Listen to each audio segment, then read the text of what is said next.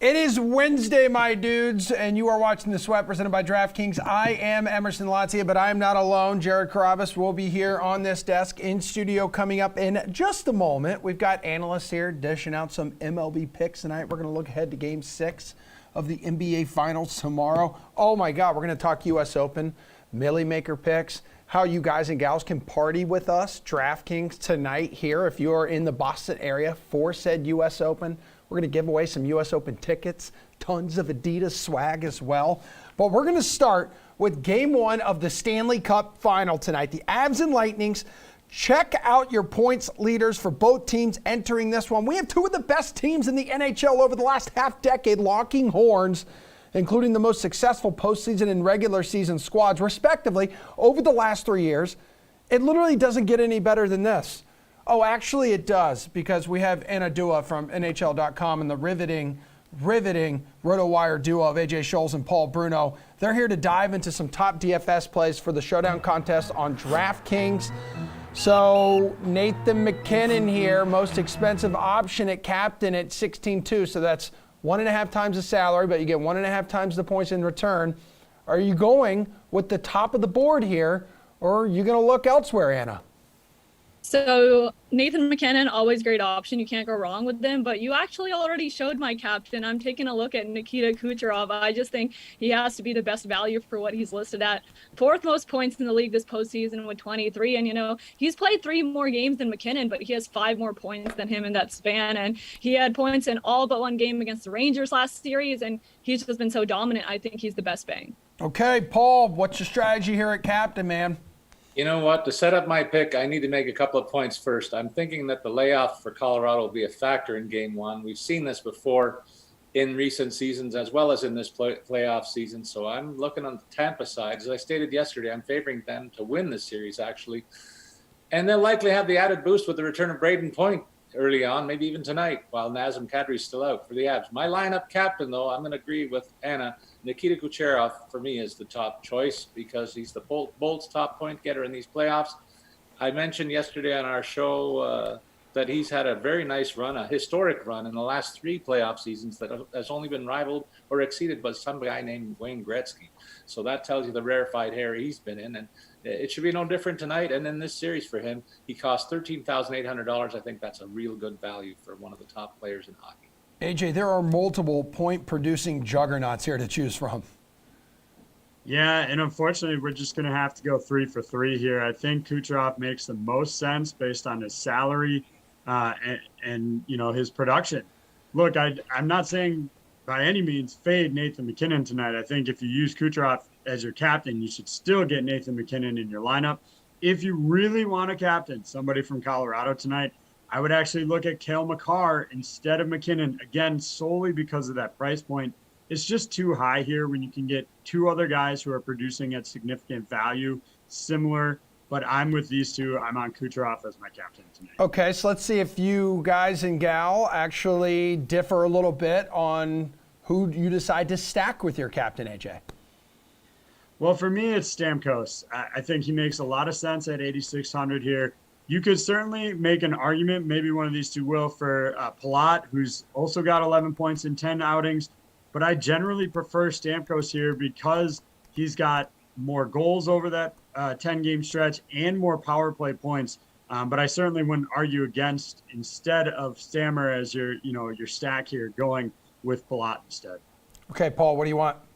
He's reading my notes again, but that's usually working out well when he does. I'm on Stammer as well, leads the Bolts in goal scoring and joins Kucherov on the point on the potent power play for Tampa, so that's a plus. And he has a penchant for scoring such big goals in these playoffs as well. That's just added to his legacy as one of the best captains in hockey and one of the top playoff performers for the defending champs. His price tag, if I captain Kucherov, is only $8,600. That's a bargain, I think. Okay, Anna, is this a clean sweep again?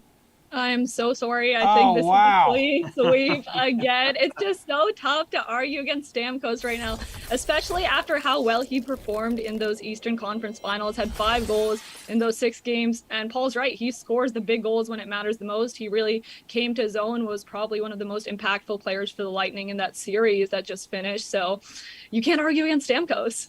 No, you really can't. Okay, I have a feeling we're going to get some different answers here. AJ, I'll start with you. Give me some value in this contest for Game 1 of the Stanley Cup Final. Yeah, I'll start on the Colorado side. I think Andre Burakovsky comes in at just 2K. He's in a top 6 role, and perhaps most importantly about that, he's going to be centered by Mikko Rantanen, and that's an upgrade from his other centers in the past. So the fact that you can get kind of a share of Rantanen at a bottom dollar of 2K, he makes a lot of sense there. For the Lightning side, I still think you look at Corey Perry for 5,200, even though if point plays, it looks like Perry will get bumped to the second power play unit. But that's primarily been his entire role through this postseason. He is on a 7-game goal drought, rather. So that's a concern. But I think even with point playing, Perry makes sense at 5,200. Dude, the veteran forward making his 3rd straight appearance in the NHL's championship round, all with different teams too. Okay, Paul, hook me up with some value here. I'm going to give you different names from AJ. How about that? You must be happy to hear. I'm even contemplating the full line stack for Tampa's top unit with Andre Palat for $6,600. He's produced 11 points over his last 9 games, only being blanked once in that stretch. So look for him to hit the score sheet again. Looking at the Avs lineup, I'll be including Val Nichushkin, who got the great assignment as the right winger on the top line with the shuffling that they've done to put Rantanen at center on the second unit. He'll be riding with the big guns in Anaheim and Arizona, Anaheim. They're long gone. With the Avs, big guns only costing $7,700 tonight. I think that's a very smart play. All right, Anna, hook me up with some value. Let's go. I'm looking at a trio out of Tampa. I know AJ already mentioned Corey Perry, who I think is a great option. Nick Paul is 5,800, and he's just had a great playoffs. And I'm taking a look at Ross Colton. So he slowed down a little bit, but he still has the ability to show up and perform. And you know how important he was last year to help Tampa secure that championship. So I could see a big finals for him. Out of Colorado, I got to agree with AJ. Andre Burakovsky, someone who I'm looking at. I think he's playing an important role in the Avalanche in this series. And also, back when he was on the Capitals and they won the Stanley Cup, he had a great series against Tampa. So I think he's a person to look at. Well, Anna, what about someone you'll be fading in this Game 1 showdown, or maybe someone that people need to proceed with caution if they're going to consider rostering him? I mean, I'm staying away from the Colorado crease, I think. I'm not taking my chances there. I'm not taking my chances with Kemper. I'm not taking my chances with Francouz if he happens to be the goalie that they go with. I just think Tampa's riding this momentum and they have the advantage in net, so I'm staying away from them. And if you want to stay away from someone or look at someone with a little bit of caution out of the Lightning, Victor Hedman's always a great option, but he is one of the more expensive players, and he just hasn't been showing up as much as other guys on the Lightning have who are listed at better prices. So those are the 3 I'm kind of fading. Okay, Paul, my guess would be you're going to fade someone on the Avs side too, since you're a little hesitant with their long layoff.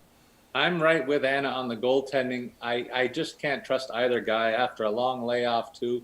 I think that the Bolts will capitalize early in this game, and then they'll counterpunch the Avs to death. That's what I forecast tonight. And I'm again with Anna on the call on the Tampa side. Hedman's got a big assignment tonight. He's got to be the linchpin to shut down that top line for Colorado. So I think he's going to lean on his defensive responsibilities and shy away a little bit from the offensive forays that we're used to seeing with him. I think he's going to save that energy in his own zone to be one of the leading shot blockers in this game for the Tampa side. AJ, who's your top fade tonight? It's actually going to be Andre Vasilevsky, which is crazy to think. What? But if you look at his Game 1s in this series, Game 1 against Toronto, he gives up 5. Game 1 against New York, he gave up 6. He did look good in Game 1 against Florida, but Florida did absolutely nothing in this series. So I'm kind of discounting that one. So for me, Vasilevsky seems to need at least a game or 2 to kind of get everything rolling and then take down his opposition here. So I'm fading him tonight. It's not a full fade for the whole series, but just Game 1. Okay, so then prediction time, AJ. Who takes Game 1? Does that mean you have the Avs, obviously? In Game 1, yeah. Yes. I think Colorado will get the win in Game 1. They're at home. They're in the playoff, in the finals for the first time in forever. They've got a really strong team. I know they don't have Kadri. I know Tampa Bay is going to potentially get point back here, but I just think the factor of playing at home in this first game, I think they take the first one. Now, do they take the second one in the rest of the series? I'm not ready to make that jump quite yet, but Game 1, I think, goes to Colorado. Okay, Paul, and based off some of your comments, it sounds like you're on the opposite side. Do you think the Lightning take tonight? Yes, sir. I see the visitors getting up to that early lead. I mentioned about the layoff and the impact on the other clubs in that situation. I think Colorado is going to fall prey to that. Their offensive stars will chase the game against the tight defensive structure of Tampa. I'm going to give you a score, and you know what happens when I give you a score? Yep. You can expect a text later on tonight and say, "See, I did it again." It's 4-2 tonight for Tampa. Book it. All right. Anna, Queen, let's go.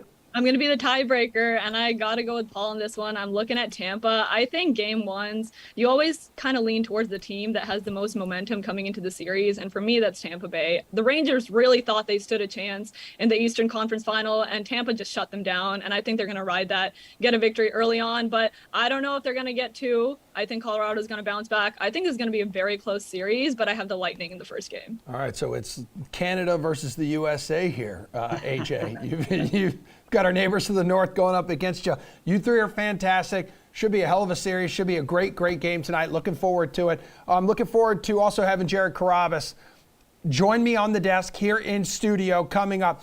Are we saying it yet? Let's talk Raffy, big scoops, and who is baseball's biggest heel right now. That's right after we rip through some baseball picks for tonight's slate.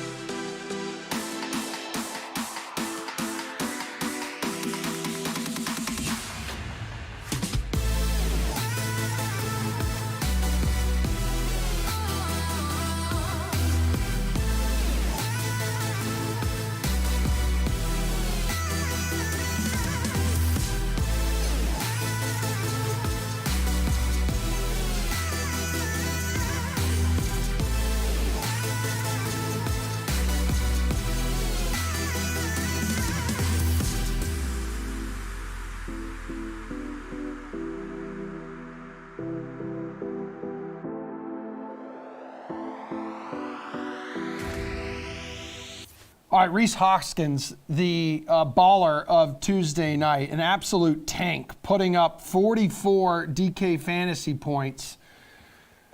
So he led the way, top scorer on Tuesday's slate. I don't know where Miles ended up finishing. Oh, that was a 6:45 start, I'm being told, okay, by Tom Glennon. But we have our producer, Tom Glennon. DraftKings contributors, Gary Thorne and Nick Fryer.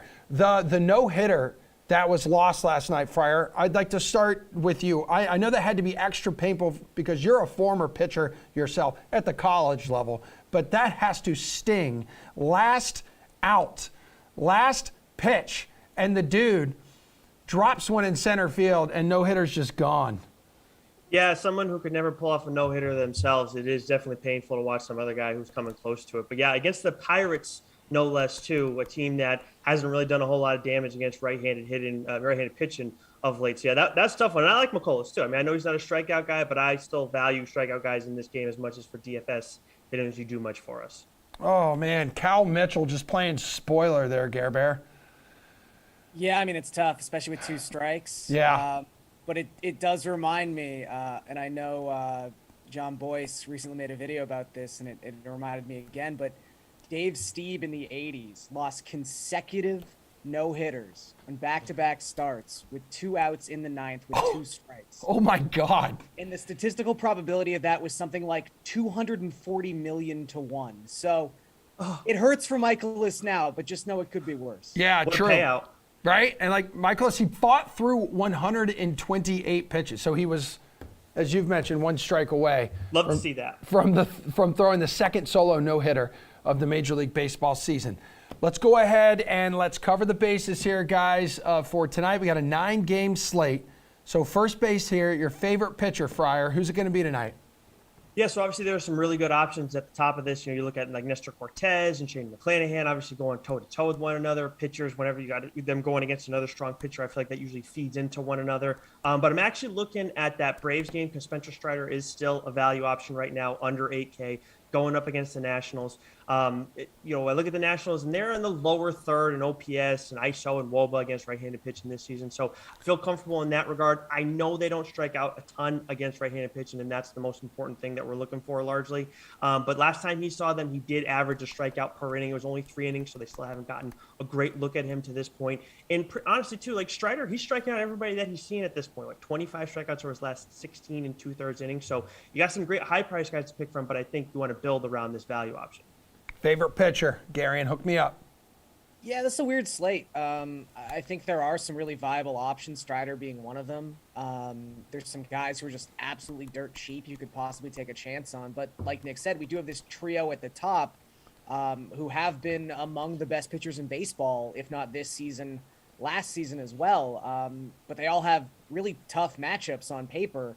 I guess the one sort of, I wouldn't say easy, but like moderate matchup would be Nestor Cortez drawing the Rays, who just haven't been hitting all that well lately. Obviously got shut out in yesterday's game by the Yankees. They're missing arguably their 2 most important bats right now in Wander Franco and in Brandon Lowe.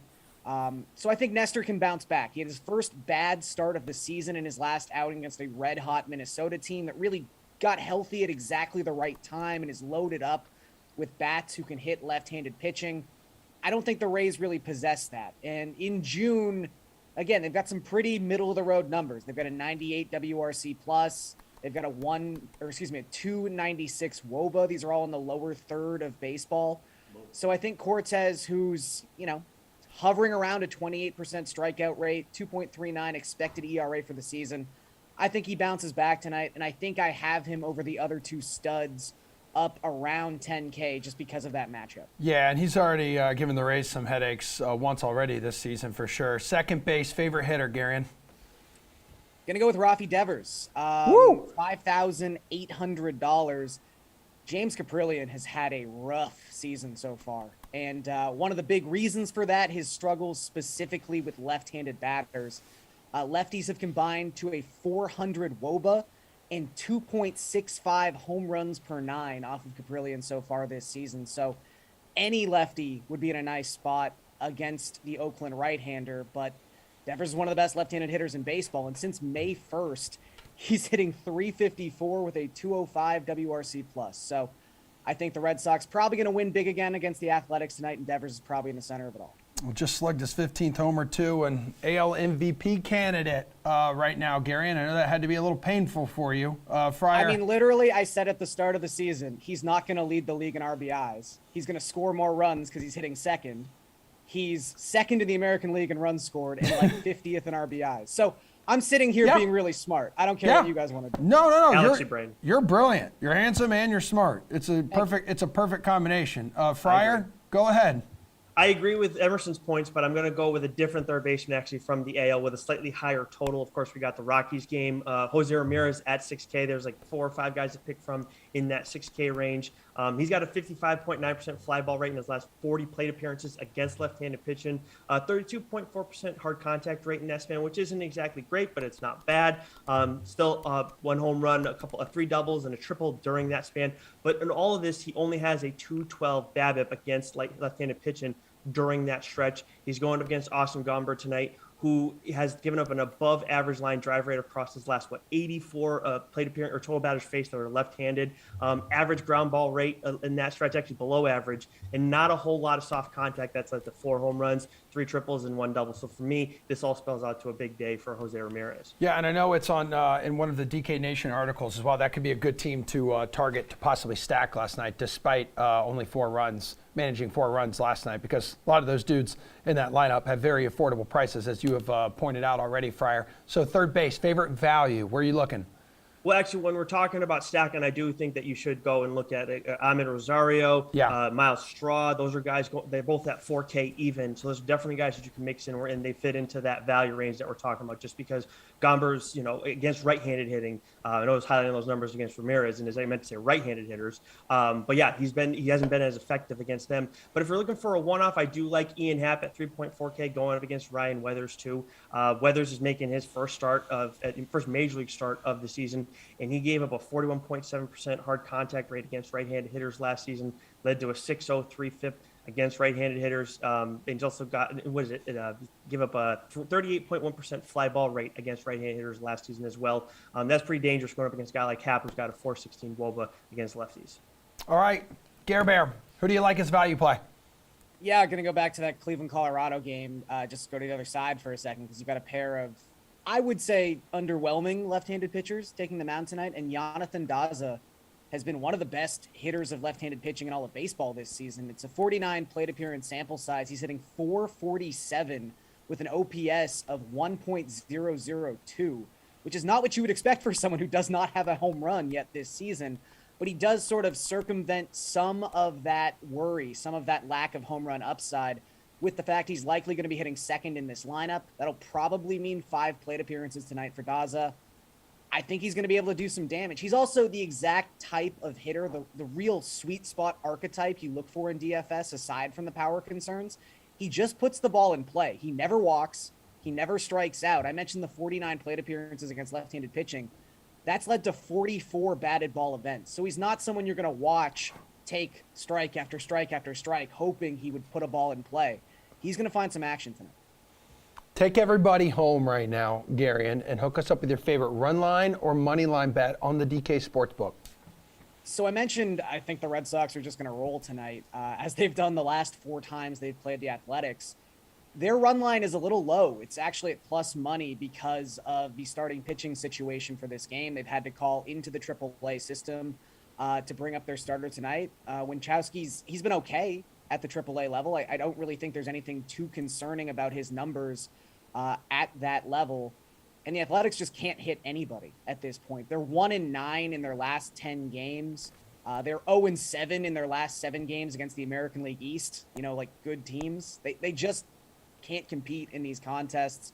I like the Red Sox on the run line at plus money. They've actually covered the run line 34-28 so far this season, one of the better marks in baseball. So I think they do it again. All right, where are you looking here, Nick? Okay, I want to say my name or not? Anyways, But as I'm looking on DraftKings Sportsbook, trying to find, take a look at the underdogs in this one. Of course, the Rays kind of jump out, going up against Nestor Cortez still at plus money with Shane McClanahan on the mound. That is interesting. But the one that I ended up liking the most actually is the Pirates, who we were talking about earlier at the top of the show, at plus 140.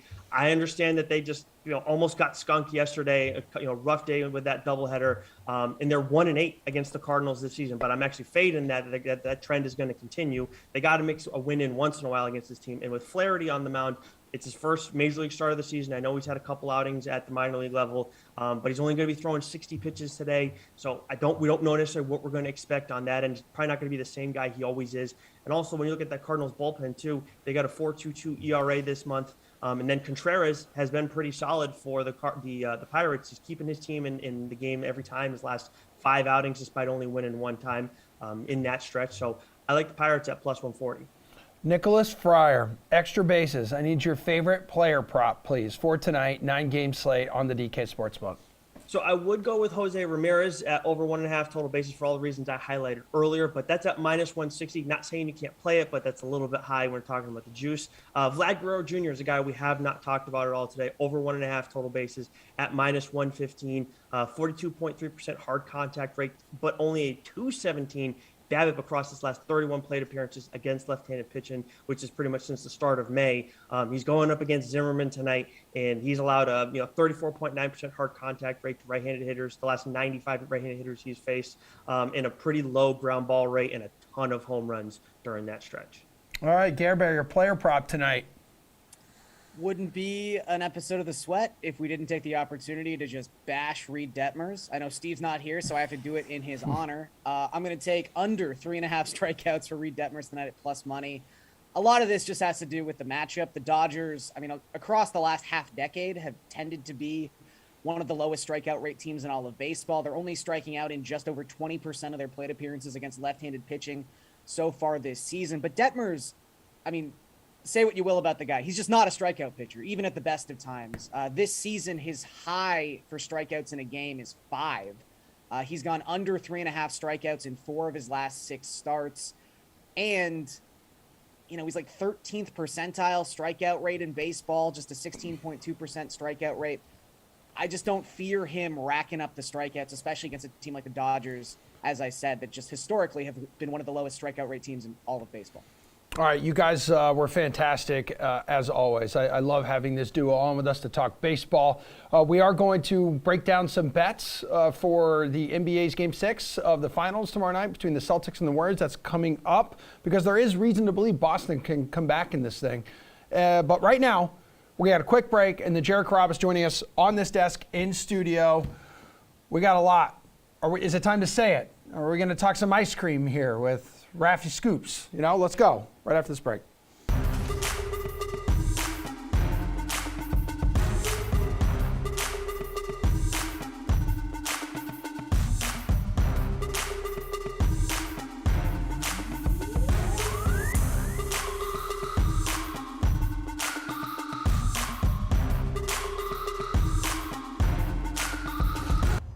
All right, it's time for everybody's hump day tradition, everyone's favorite hump day tradition. It's the Takeoff, where we are joined in studio by Jared Carrabba.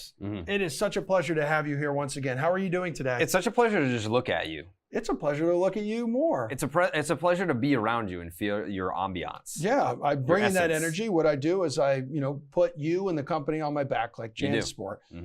The Red Sox do. Can we start with them, please? Because they just went 8-2 out on this West Coast trip. Are you still not saying it? I'm not saying it. They should have went 9-1. I'm not going to get picky here, but they should have went 9-1. Sounds like you're getting picky. I am getting a little bit picky, a little bit, but they should have gone 9-1. I went back and looked at some of these other West Coast trips. This might have been the best West Coast trip in my lifetime. And it came in a season where they started off 9 games under 500, so it's not the team that you would have expected to go 8-2. 9-1 with an asterisk on a West Coast trip, but they got the job done. They're playing better baseball, Emerson. Okay, yes, they are. And we also know that Rafael Devers, we learned Rafael Devers really loves ice cream, as every 13-year-old major leaguer does. Like, is there anything that you don't like about this kid? He's amazing. No, I mean, the fact that it was a crowning achievement for us with the nickname Raffy Big Scoops. Like, that came about in 2018. Yeah. We've never seen him actually eat ice cream until that series clincher in Seattle. Funny, that was amazing. I mean, he can do no wrong. He's our young son, Raffy Devers. And, I look at that. If I'm Chaim Bloom, like, we got to pay this guy. What are we doing? Yeah. You got to pay this guy. He and Xanders, right? Yeah, I mean, I feel like if you had to pick between one or the other, for sure, it's an interesting discussion. You go pick with the younger Raffy, kid. you go Raffy, but they have the ability to pay both, which is why it's so frustrating that neither of them have long-term contracts here in Boston. How frustrating is it that, like, the Red Sox seem to be turning it around? They're winning games, they're eating ice cream, they're having fun, but the Yankees continue to win games as well. What is it, 9-1 over that same 10-game stretch? I don't know. Is everything going to keep going right for New York? Here's my take. What is it? I want you to pay attention. All right. Because there's a lot of people that may have messed this up in the past. Winning the division is for losers. Interesting. Winning the division you'd be is upset not. if the Red Sox won the division? Yeah, I would be. After last year. Get out of here. Last year, 2021, the Red Sox played in the wild card game. That was awesome. You want to talk about the takeoff? That was awesome. You start Game 7. That's the first game that you play in the postseason. Fenway was rocking. It was the loudest. That was sick. I was there. Listen, I was there, and I want to play you. in the wild card game every year. You're a loser if you win the division. Because if you you got to buy, cool, dude. That's sick. Guess what? We're going to play in the wild card game. I'm stoked for that. There's not just a one-off wild card game anymore, is there? It's a series, yeah. Okay, it's a series. Yeah, so yeah. you still want them in like a wild card series? Instead of them making this epic comeback mid-season and overtaking the Yankees. You're going to freeze the kicker? You want a bye week?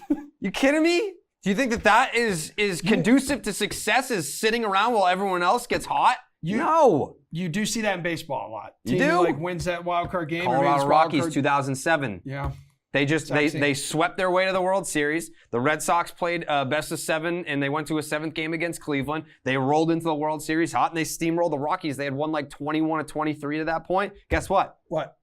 They just sat around for like 13 days That's true. when it was snowing in Colorado. Guess what? The Red Sox, this team, they're going to be going red hot into that division series. So you don't want to win the division because if you win the division, you're a loser. And Correct. kind of like speaking of that loser mentality, Mm-hmm. not according to me, but to a lot of White Sox fans, Correct. Tony La Russa, he's made some interesting decisions lately. Yes. What are your thoughts on Tony? Because, man, he's raising eyebrows constantly. We love Tony. It's a great bit. You know, you got Trey Turner. It's a 1-2 count. Put him on. Put him on first base. I love it. It was a great call. Just didn't work out. You got Max Muncy. He just got called up from AAA. I think he had a walk-off homer with I don't even know what their AAA team is, but I think it's just the AAA Dodgers. Yeah. Just hit a walk-off home run in the minors. He's coming out. He's pissed off. You wanna walk Trey Turner to get to me? It's a walk. No, it wasn't a walk-off. It was just a homer. Yeah, it was a 3-run tater. 3-run Tater. And you know what? I love the move. It fires up the boys. Yeah, it fires up the fans. They're screwed. They're Fires up chanting, the boy. fire Tony, fire Tony. Joe Madden intentionally walked a guy that made no sense earlier in the season, and I get it. Yeah, maybe long-term it didn't work out. He's now fired, but the Angels went on a little bit of a run there. Now you have a situation with the Chicago White Sox where they won last night. Lance Lynn screaming in the dugout. He's pissed off at the bench coach. Guess what? They won the ball game. Okay. You got to fire up So the boys. you're Team Tony, not Team White Sox fans. You I'm- probably don't want Tony around anymore. I'm team fire up the boys. And it Oh, worked. You want to know who's fired up right now? Who? Like golfers. People in the golf world. And I'm Uh-huh. going to talk to you about this because I know you're going to be at our Adidas event be there. tonight at the Lincoln in Southie, getting ready to kick off the big Millie Maker here for the US Open. But there's a lot of memes out there because I know you're a wrestling guy. A lot I of am. memes of the guys who went to the Live Tour and they're like, memed as NWO guys. Mm-hmm. So we also know that there's a guy like Draymond Green. Yes. He's a heel, Mhm. in the playoffs. Who, I guess, in your opinion, who is the heel in baseball? Are there multiple heels? Who are they? And do you think baseball needs more of these guys? Guys, the one you love to hate. Yeah, I mean, there's less and less of that now. I think with social media presence and everything, like everyone wants to have a brand and everyone wants to be liked. It's not like old school where guys want to get hated. Carlos Correa is probably the answer to the question, but now that he's not in the Astros, he still gets booed. Like he was getting booed very loudly last night in Seattle. But now that he's with the Twins, it takes some of the steam out of the whole heel aspect because before it's like I'm wearing the Houston Astros jersey. You hate the jersey, you hate the player. Now it's like you just kind of like hate the guy because he's a little cocky and he was yapping a bit after the whole scandal thing happened. Now it's just like I mean there's no like Manny Machado has kind of cooled down with the whole like snapping people's Achilles tendons thing that he was doing for a little bit. Like that's not a thing anymore. There's no like true heel in baseball. All right. Because there's some of the younger guys, maybe like depending on which generation you talk to, like maybe some of the older baseball fans, older generation of baseball fans don't really like guys like a Tatis and some of these other ones that have like a personality that they love to like pimp. So I guess is that the closest thing you're going to get to a heel in baseball, or these dudes who just those have are the baby faces. That like Fernando Tatis Jr. is like the Attitude Era Rock. Yeah. Where it's like, all right, if you're an old school wrestling fan, you're like, what's this guy coming out here in this silky shirt and he's got the sunglasses on and he's got all these catchphrases. It's like that's not Bruno Sammartino. That's not what I remember back in my day. That's not a champion with class, but it's what the people want. So he's like the anti-hero in a way. All right. Well, you're a hero to a lot of people watching right now. Thank and the you. reason we call this segment the Takeoff is because we need your hot take for baseball this week, which is what? I don't even know if it's, I feel like every time that we do this segment, I'm like, it's a hot take, but I don't even know if it's really that hot anymore. Let's see. Maybe it's spicy. It's gonna make people upset. It's gonna make people upset. I think you've already said something that made people upset, especially Red Sox fans. Don't win the division. If you do, you're a loser. But what is it now? I think Red Sox fans are gonna love that take. That's a great take. All right. Let's take that take to the bank debatable. first and foremost. The take that I have this week, the Atlanta Braves are gonna win the NL East.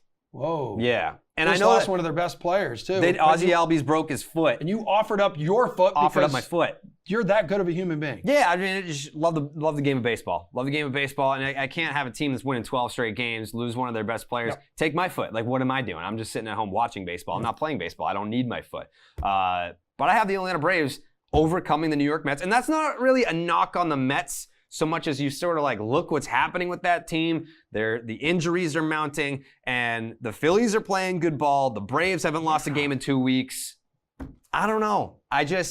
And the Mets are the Mets. I wanted to believe, and I even tweeted this. I was like, this Mets team is different because it felt different. And now some of those vibes of the old school, like, these are the Mets, and like bad things happen to the Mets.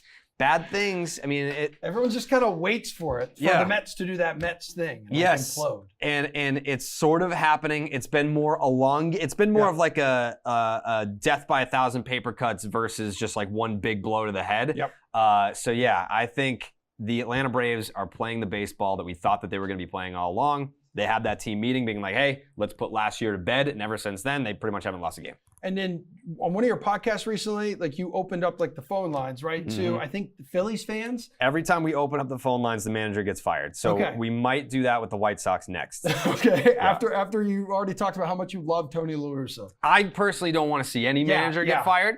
Joe Girardi, we open up the phone lines to the Phillies fans. Joe Girardi got fired the next day. But we open them to the Angels fans. Joe Madden gets fired the next day. But what I'm also saying is like with the Phillies fans, you opened up the phone lines to them, and then like they went on that 9-game like win streak or whatever. So like you have this magic touch, and that's why we bring you on every Wednesday for the gift and a curse. Jared Carrabis, we love you. I love you more. And we'll talk to you soon. We'll see you next week. Okay. All right. Great.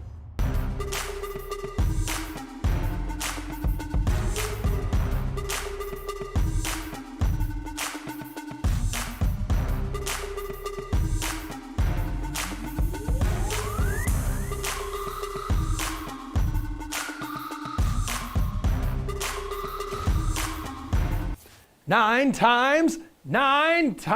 Yeah, that's how many times teams have come back from a 3-2 deficit down in the finals. Yeah, I'm up at it because I'm trying to make sure all of you focus on this graphic with a lot of words on it, a lot of teams. Listen, the Celtics have done it twice, but hey, the 60s.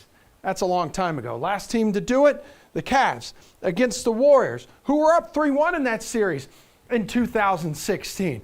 I don't know. Are they going to collapse again? Probably not, with Jason Tatum shooting like 30% from two, like 60% from the charity stripe. Matt Meiselman, something's up with your guy. Chinmay Vaidya, it's good to have you here as well. Game 6 is tomorrow night. It's in Boston, dudes. And listen, it was a disappointing performance for Tatum. It was really disappointing for Steph Curry, who failed to hit a three for the first time in a game since 2018. First time ever in a playoff game he didn't hit one from deep. But there is a prop on the DK Sportsbook, guys, for Curry and Tatum to each score 25-plus points in Game 6. The odds here, -115. Who's buying into a bounce-back game for both these guys? Matty Ice. I don't really like this, and I promise it's not just because I'm salty about the series. Maybe it's a little bit that, but Tatum, like you just mentioned, I don't think is 100%. And I do think Curry's last game was an anomaly, but I don't think that it is totally independent of what we're going to see going forward. The Celtics actually defended him better in Game 5 than they did in any game in the series. Curry missed some decent looks, but for the most part, they just didn't really give him open shots. And I think that they kind of figured out that Robert Williams can hedge out on screens and really cause problems for Steph. The Celtics are going to have to score. So like that's just, the question of them winning the game. They're still going to have to figure out their offense, especially down the stretch. But like the probability of Curry and Tatum both individually scoring 25 is a little above 50% for each of them independently, but combined together, I think it's below 50. So one of them probably doesn't get there. I don't know which it is, but I just don't really like this prop bet. Okay, Chinmay, if you think one of them doesn't get there like Matt does, who is the one who is likely to do it? Who's the one who's not likely to do it? And do you like them both doing it? I think Curry does have a bounce-back game, and there's no way he's missing all 7 of his three-point attempts. He did have some good looks. I also do want to push back a little bit on the idea that Jason Tatum is just completely tanking it in this series. His shooting efficiency from inside the arc is terrible. And he's missed some free throws and he's missed some bunny layups. And the Warriors are giving him problems.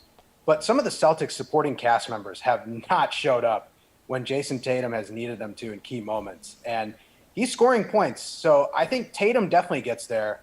He's got 26 or more points in 3 of the last 4 games, and he was at 23 in the one that he didn't get to 26 or more. So I like Tatum to definitely hit this mark. I think if anyone misses here, it's Curry. But I do think he has a bounce-back game in Game 6, and I could see him also reaching this. So I'm a little intrigued by this. If anyone does miss, though, I think it's Steph Curry who doesn't get the job done. Yeah, I mean, the 30% figure on 2-pointers for Tatum in the postseason is just like, I mean, it's appalling, or rather in the finals, because the guy shot 52.4%. That was his clip in the regular season for 2-pointers. And you know who played some damn good defense on him, too, in Game 5, guys? That was Wiggins, Andrew Wiggins. He led the game, by the way, for the Warriors, 26 points. So, Chinmay, kind of going back to a little bit like what you just said, like the supporting cast for Tatum has not really stepped up in these finals. It did big time for Curry and the Warriors in Game 5. So you can get him to score 20-plus again in Game 6 at plus 120 on the DK Sportsbook. Do you see another big game from Wiggins, Chinmay? I think we have to, again, kind of discuss exactly what a big game is for Andrew Wiggins. Okay. Is it scoring 20-plus points, or is it locking up Tatum on the defensive end? Because that's really the key for the Golden State Warriors when it comes to how Andrew Wiggins plays. Of course, they like his scoring. They want him to probably hit a few more threes than he's hit over the past few games. But his work on the glass and his defense on Tatum is really what has separated Golden State in this series from Boston over the last 2 games. So I think Wiggins does have a big game, but I'm not sure that he has another, 20-plus scoring effort in Game 6. So Okay. I think he's a pivotal player in this series, but give me the no on that one. I won't take that bet. All right, Matty. He sees the opportunity to become the Warriors' hero there in Game 5. And in these finals, he's averaging just north of 18 points a game. Well, a big game for Wiggins is going to be problematic for the Celtics. Like he's been so much better than I think most of us expected him to be.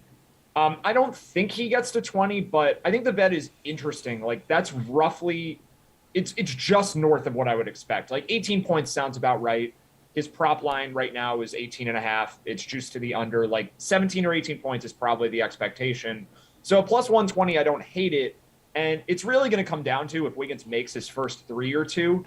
He could have a really big scoring game because we saw it last game. The Celtics put way more attention on Curry, and Wiggins was wide open from 3 throughout the whole first half and didn't make any of them. But the second half, he decided he needed to drive more. But if he hits a couple of those early threes, we could have been looking at a 25 or 30-point game out of him. So I think there's a lot of ways an Andrew Wiggins game can go because his shooting is just so inconsistent. Ultimately, I don't really have a good answer for this, though. I just hope he doesn't have a big game as someone with a lot of interest on the Celtics side. He's certainly been really good in this series so far. Well, for Game 6, Wiggins on the DK Sportsbook plus 220 to record a double-double there. Al Horford plus 360. Let's see. There's a bunch of guys for this prop on the DK Sportsbook. Who's a player you like to record a double-double, Matty? So I actually have an answer for this. It's kind of a weird pick, though. I'm going to go with a guard/forward with Jaylen Brown, who's at plus 475. And his rebound line has fluctuated around 6.5 to 7.5 throughout this NBA Finals. The series has gotten more defensive as it's progressed. The totals have come down. There's been more missed shots. I think the defense has gotten better as these teams have felt each other out and understand a little more of how they can guard well and get more contests on these jump shots. So there's just more rebounding in general, but I think a lot of the odds have moved for that. Robert Williams' rebound line has come up. Wiggins certainly, I think everyone knows that Wiggins can rebound now. But Brown's doesn't seem to have moved. Plus 475 for him. It's essentially a bet on him to get 10 rebounds. Half the time he gets 10 points in the first quarter. So Brown's scoring is not in question here, but his rebounding, it's really just does he get 10 or not? And I think there's enough of a chance that plus 475 is a pretty decent bet for him. Yeah, Chinmay, he's had a fairly solid NBA Finals, too, despite a couple sub-30% shooting games in there. Yeah, Brown has been all right, and obviously last game was a clunker for him, but he's come out hot to open games, at least games 2 through 4. He was really good in the first quarter. So I think Brown is an interesting bet, but if I'm going with somebody outside of Wiggins and Tatum, who I think are the more surefire bets here to get a double-double, I'm going with Robert Williams. He's come close in each of the last 2 games. The Celtics are giving him more run. It's a do-or-die game at home. Role players tend to play better at home for Boston, and Williams is going to feed off that crowd more than anybody really outside of Marcus Smart. So I think Williams has a big game and has potential to get a double-double. He's come close in the last 2. So if you're looking for sort of a long shot outside of Wiggins and Tatum, who I think are pretty much as close to locks as you can get without actually getting, minus money, I think you're looking at Robert Williams as the guy who has the upside play there. Yeah, Chinmay, it certainly is do or die for the Celtics. Some would say it's a must win. It's one of the grandest stages of them all when we talk Game 6 of the finals. Do you see someone having like an all-time game here and dropping upwards of 50 on Thursday night? Because there's a prop under the series special category, as you see it on your screen, that has any player to score 45-plus points in a finals game. That's sitting at plus 600. So no one has done it in this series yet. And you're looking at basically 2 games if you think the Celtics are going to win Game 6. You're looking at 2 games for somebody to score 45-plus. The last time somebody did it was last year. Giannis scored 50 in Game 6. I know the narrative says to go with Klay Thompson, Game 6 Klay, but I think the only player who really has a chance to go 45-plus in Game 6 is Jason Tatum. I think he has to stand up and show that he's really a superstar, franchise player for the Boston Celtics. I think Jason Tatum has the best shot, but I wouldn't really back this bet. 45-plus is difficult, and it looks like both teams have figured the other out offensively. So I see another relatively low-scoring game, and I could see everybody kind of spreading out evenly in terms of points. But if anyone is going to do it, I think Tatum stands up here and drops 45-plus. Matty, are you with Chinmay on this? Yeah, Emerson, you can't expect me to go for a bet this fun. Like, my takes are just way too boring to root for something like this. It's not impossible, but I just don't think plus 600 is nearly high enough odds. Like, maybe it's a 1 in 10 shot or 1 in 15 shot that someone does this. 45 points is a lot. Like, we've had some massive Steph Curry games, and even he hasn't gotten that high up. Like, if no one's done it yet, like if Steph hasn't done it yet, I don't think anyone's doing it. And as we've already talked about, the series is getting lower and lower scoring as it progresses. Like, if both teams are scoring around 100, we're really going to expect a single player to get close to half of that. I mean, it could happen. Jaylen Brown gets in foul trouble maybe, and that boosts Tatum's shot volume a little bit. Something like that. Something weird could happen. We haven't had an overtime game yet. Maybe we get one of those too, but I just don't think the odds justify it, even though I do think it could happen. All right, guys, we'll talk to you a little more about this tomorrow here on the SWAT, 11 o'clock Eastern time, because Game 6 arriving in just a little more than 24 hours, like 36 hours or so, whatever it is. How you can become the next millionaire here at DraftKings. Right after this, we're talking US Open.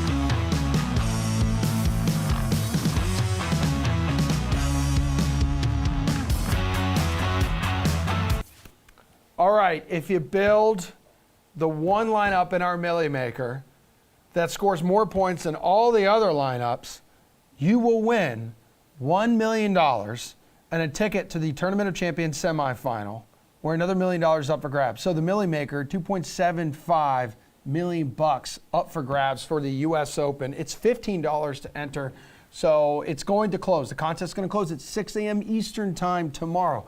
You have questions? That's okay. We have dudes here to answer it. Jeff Ulrich, Colin Sherwin. Good morning to both of you. Little price check here. We actually haven't talked a whole lot about Scottie Scheffler Jeff. He's the only dude north of 11 grand in DFS on DraftKings. We know he missed the cut at the PGA. We know he won the Masters, though, earlier this year. So is he worth the money? How can you make an argument here for him that he is worth the money? Or maybe you don't think he is. You know what? I don't think he is. Woo! It's like Star Trek. I don't have the power, Captain. He's used it all up. Like, he won 5 times this year. We're asking Scotty Scheffler now to pay off at 11-3 when you got Justin Thomas under him at 10-9. A John Rahm who's been kind of like just forgotten about and seems like a little bit disrespected, and he seems like he knows that too at 10-8. Rory playing the best golf of the season he's played at 10-5. I honestly, I can't make an argument for Scotty Scheffler. It's not that he's a bad player or something. He's a little bit overpriced compared to the top 4 players. He missed the cut at the PGA Championship. Not a good sign. I think there's still just a little bit of major championship fatigue with Scotty Scheffler. I think it's probably going to show itself at the US Open, which is just a very demanding test. So, you know, again, if he was 10-3, absolutely. Like, let's get on him. He's like the cheapest of the top 4, but he's not. He's the most expensive of the top 4. And he's been kind of outplayed by Thomas and McIlroy, especially Thomas, like at the PGA. So I'm going to say no. I think Scotty Scheffler is actually a pretty good fade this week. And if you want to get on someone in the top 3, it should be John Rahm, you know, as like kind of the pivot play with Thomas and Rory building up their ownership from last week. And with the U.S. Open in our backyard here, I see you're bringing some Boston vibes now that Ted sits behind your right shoulder there. So very Ted nice. has earned that spot. Yep. And you know, we'll hear from Ted later in actually, NFL season. Yeah. I was gonna say I don't think it's very appropriate based on the video you sent me of Ted yesterday. Okay, so Colin, I think Jeff's kind of onto something here because he's the number 1 ranked golfer in the world, but I'm looking at this stat, 63rd ranking in strokes gained off the tee. That's slightly concerning on a course like this. Absolutely. Look, I'm a fade as well. He's just too low down the board for me. The Zurich Classic 18th, 15th at the Byron Nelson, cut at the PGA, did finish 2nd at the Charles Schwab, and then 18th last week in Toronto at the Canadian Open. If you're taking a guy for 11,300 in fantasy, you've got to be basically locking in a top 5. And that's not what you're getting with Scotty Scheffler right now. So he's just overpriced. You know, can he win the tournament? Sure. But this is not a spot where I would ever play Scheffler. Go down the board, find some value. There's plenty of value to be had this week. Stay away. Okay, so hook me up with that then right now. Who would be a good value play, Colin? I like Mito Pereira again. Look, I am riding for this guy. He has been really strong, and it would be one thing if he just gave away on the 72nd hole of major. But then he came back the following week and finished T7. Was 13th at the Memorial, hasn't played since. He's rested. He's been focusing on this major. This is a guy you want at this value. At $7,800, this is a bargain. You know, especially compared to some of the top of the board where there's, you know, 5 guys at over 10,000. Give me somebody who can fill in a roster like this and get me a top 10, get me a top 20 at least. And I think Pereira is that guy. So he's who I'm going with. That's my best value down the board. Yeah, after that, like PGA double bogey on 18, had an impressive bounce back, T7 at Colonial and T13 at the Memorial. Jeff, who do you like as a value play here? Look, at this point in the week, we all kind of know who the values are. I mean, Mito Pereira is fantastic. Yeah. Sung Jae at 76, Sam Burns at 83. I like Aaron Wise too in that range. I think he's going to be maybe even go a little bit under the radar. But like you talk about the top, it's the Millie Maker. Who's the guy that's going to come down from the rafters like Sting and just steal like a top 10 at like 1% owned and end up, you know, winning someone $1 million? Let's find that diamond in the rough. I'm going to throw 2 guys out. The first one's going to be the newly minted Live Golf Tour member, Brandon Grace. 6,900. Grace has multiple top 10s at this event. He's very, very slick around the greens. He has the kind of game that just thrives at these type of setups. Smaller greens. He's won at Hilton Head. And you look at what Grace did last week on the Live Tour. It kind of just went under the radar.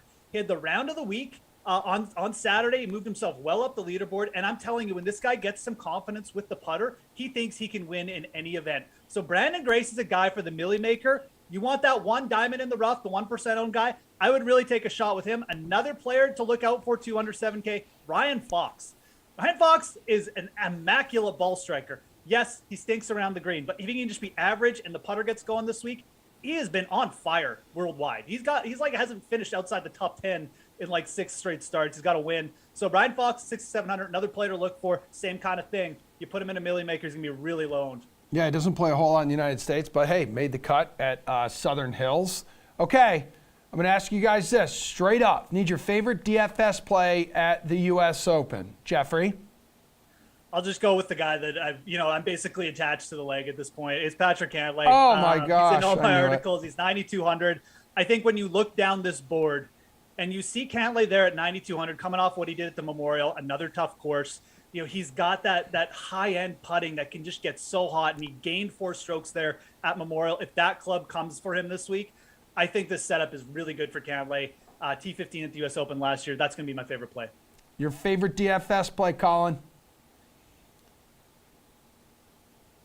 There have been 2 U.S. Opens at TCC.